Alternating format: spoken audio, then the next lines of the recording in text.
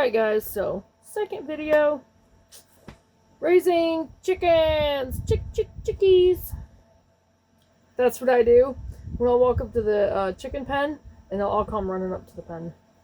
That's cool. They do that Chickies. they do that when I come up too. See, I think those are Rhode Island Red. No, those are Issa Browns, I think. We have two of those too. So see, those are Issa Browns. Alright, Story's Guide to Raising Chickens, Breed Selection, Facilities, Feeding, Healthcare, Managing Layers and Meat Birds. Alright, so, preface.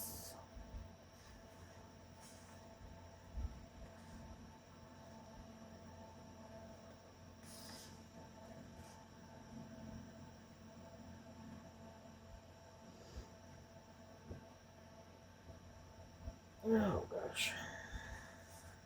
Alright. So here we go. Chickens were on Earth long before humans, and still have the same basic needs they always had: food, protection, and procreation. Unlike the jungle fowl from which they derived, domesticated chickens have become dependent on humans to help fulfill those basic needs. Over the millennia, different breeds developed in different areas for different reasons. As a result, today's breeds range from those that are tiny enough to fit in the palm of your hand to those that are so tall they come nearly to your waist. Colors and patterns range from solid red, white, blue, or black to speckled, striped, and laced. The feathers might be long and thin, short and wide, or fur-like, and may appear not only on the chicken's body but also on its feet like a pair of boots, down its legs like trousers, beneath its beak like a beard, on the sides of its beak like a mustache, or on top of its head like a fancy Easter bonnet. Depending on the traits for which these various breeds were bred, some chickens are nearly self-sufficient foragers. Others squat by the trough waiting for the next meal. Some retain their innate sense of self-preservation. Others don't have the sense to come in out of the rain. Some hens still have the instinct to collect eggs in the nest and hatch them into chicks. Others have no interest in motherhood. Most cocks still mate the time-honored way. A few breeds require human intervention in order to fertilize eggs to produce more of their kind. Meanwhile, we humans have diverse needs and desires. Some of us want lots of tasty eggs. Some want meaty chickens that grow larger and fast, or both large and fast. Some enjoy nothing more than the beauty of brightly colored chickens frolicking in the sunshine, and some take pleasure in the simple companionship of these large land-based birds. Well, I think they're funny. They're fun to have.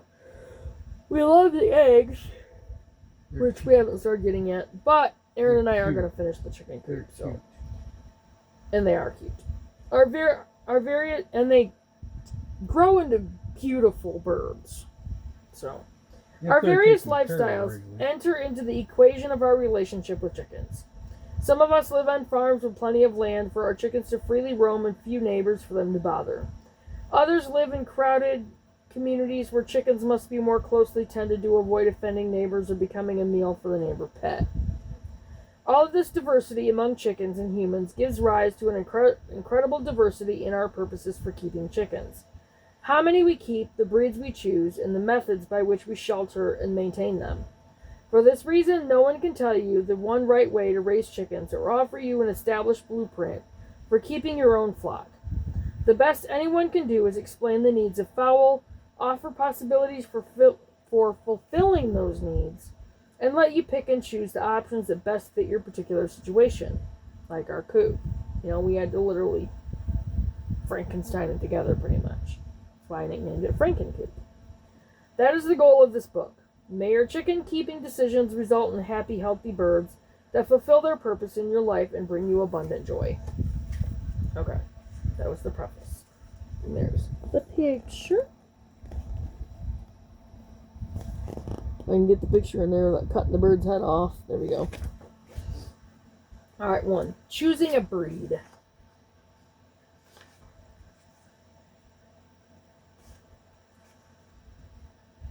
I don't know, I might actually... That was pretty long. Ugh.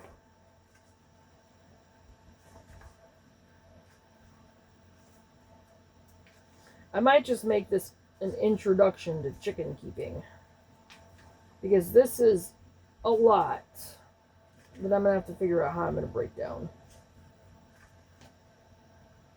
So,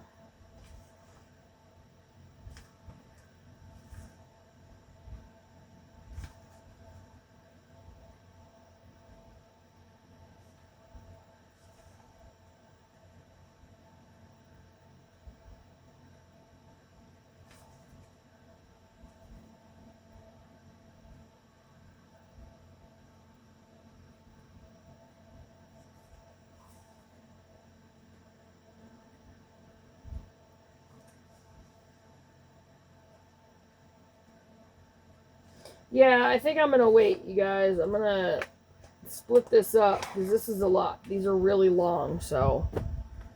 Anyway, this one's not going to be too long. Introduction. Basically the intro to raising chickens kind of thing. And I will get off from here. It's about 10:30. I'm going to have to probably go to bed because I got to get up. I mean, I don't have to get up too early, but, yeah. Oh, yeah.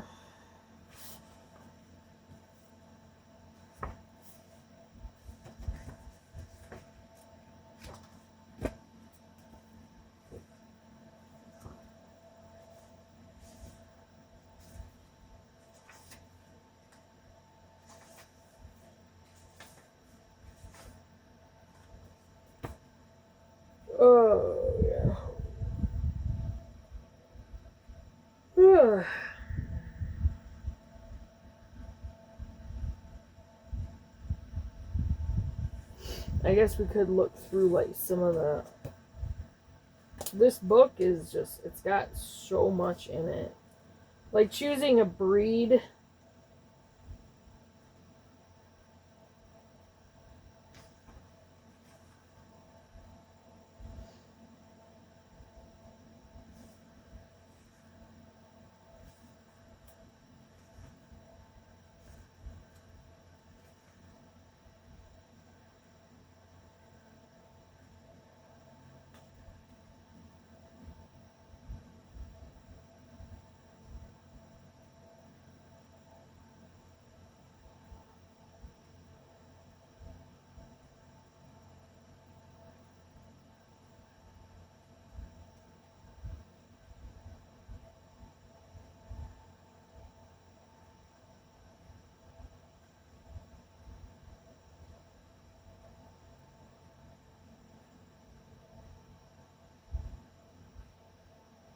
Sorry, I'm just looking at the different breeds and... Yeah.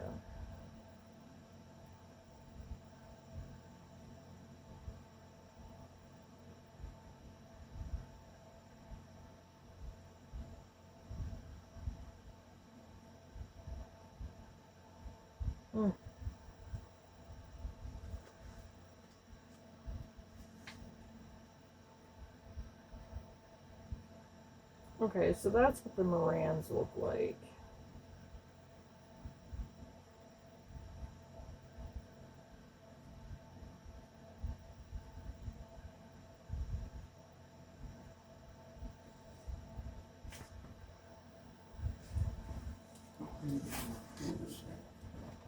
Alright, I guess I can do this part. The fun of raising chickens begins right from the start. When you get to choose which color, shape, and size to have, with so many options, you should have no trouble finding the perfect chicken. One that's both picture pretty and ideally suited to your purpose. Your reasons for keeping chickens will influence your list of breeds to consider, and within each breed, you will encounter differences among varieties and strains that may or may not suit your purposes. Breeds. No one knows exactly how many chicken breeds exist in the world. A breed is a genetically pure line having a common origin, similar conformation, and other identifying characteristics, and the ability to reliably produce offspring with the same conformation and characteristics. The latest edition of the American Poultry Association's American Standard of Perfection describes and depicts the 100 plus breeds currently recognized by the American Poultry Association, or the APA, a group that started out as the nation's premier organization for the poultry industry, but has since narrowed its focus to exhibition. The American Bantam Association, or ABA, publishes its own standard, which doesn't always agree with the APA standards. Along with those listed in the two standards, other breeds are available in North America, and many more exist in the world. Story's Illustrated Guide to Poultry Breeds offers color photographs and detailed descriptions of most breeds found in North America. Blah, blah, blah. And they have a recommended reading list on page 402, and we'll get to that later. All birds within a given breed share the same skin color, number of toes, carriage, and feathering. Skin color may be yellow like the skin of Cornish, New Hampshires, and Wyandottes, or white like that of the Australorps, Orpingtons, and Sussex. Most breeds have 4 toes, but some, such as the Dorkings, Faverolles, and Houdans, have 5. The carriage may be more horizontal like a Plymouth Rocks, or more vertical like the Shamos. Plumage offers yet more variety. Most roosters have a pointed neck and saddle, lower back feathers, but Seabright and Campine cocks are hen-feathered, meaning they sport the round hackle and saddle feathers of a hen. Naked necks have no feathers on their necks at all. Other breeds have feathers that form a beard. Faverolles, for example, boots down their legs and feet, Brahmas, puffy topknots, Polish, or long flowing tails, Yokohamas. Birds of most breeds have smooth satin-like feathers, a result of tiny hooks called barbicels that hold the feathers' webbing together. The feathers of silkies, though, lack barbicels, which making the birds look as if they're covered with fur. The feathers of frizzles curl at the ends, giving the birds a permed look. Besides being a distinction of the frizzle breed, frizzledness is a genetic condition that can be introduced into any breed. For practical purposes, the various breeds may be grouped according to whether they are primarily laying breeds, meat breeds, dual-purpose breeds, or ornamental. The APA divides the breeds into 2 classifications, Bantam and Large. Bantam breeds are 1/5 to 1/4 the size of large breeds. Some Bantam breeds are miniature versions. Wow. Scott, shut up. Miniature versions, I'm tired, of a corresponding large breed. Others are distinctive breeds in their own right. Because Bantams and their eggs are small, they are considered to be ornamental. And there's a picture of one of those Bantams, which actually, to me, looks like a type of a golden laced Wyandotte, but I'm not sure which one that is.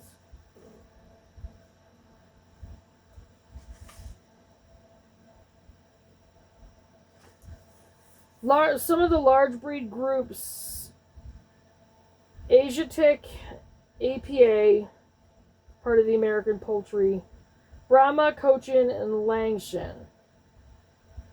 Blue egg layers, Americana and Araucana. Continental, Barnevelder, Campine, Crevecoeur, Faverolles, Hamburg, Houdan, La Flèche. That might be La Flèche. La Flèche. Lakenvelder, Polish, Welsummer, English APA, Australorp, Cornish, Dorking, Orpington, Redcap, and Sussex. Game, ACI, Malay, Modern Game, Old English Game, and Chameau. Longtail, Cubalea, Phoenix, Sumatra, and Yokohama. Mediterranean APA. Acona, Andalusian, Catalana, Leghorn, Minorca, Sicilian, Buttercup, and Spanish, Other.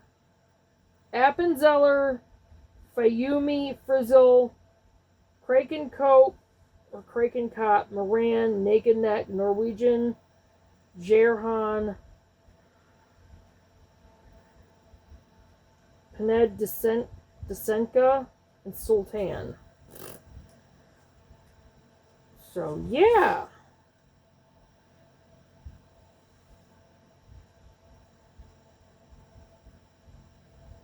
Okay, now seeing these pictures, I want the blue laced red Wyandottes and the silver laced as well, along with the golden laced Wyandottes, because they're very pretty chickens. See, the blue laced red Wyandotte and the silver laced Wyandotte. I want them both. Okay, I'm gonna stop there for the night, and we'll pick up tomorrow. Well, maybe. I might pick it up tomorrow. I'm going to try to start doing more informational videos and get them out there amongst my other videos. So I will see you guys in the next one. And I'm going to try to get all these videos uploaded tomorrow. This will make 4 or 5 that I got to upload. So I'm going to be uploading for a minute. But check your subscriptions, you guys. Click on that notification bell. Click on all to make sure you get all the notifications. And just remember to do your research. Like, we're starting these books. I know we have a bunch of other books in the wings, but we'll get to them. And just remember, the research is so important. And I will see you guys in the next video. Bye, guys.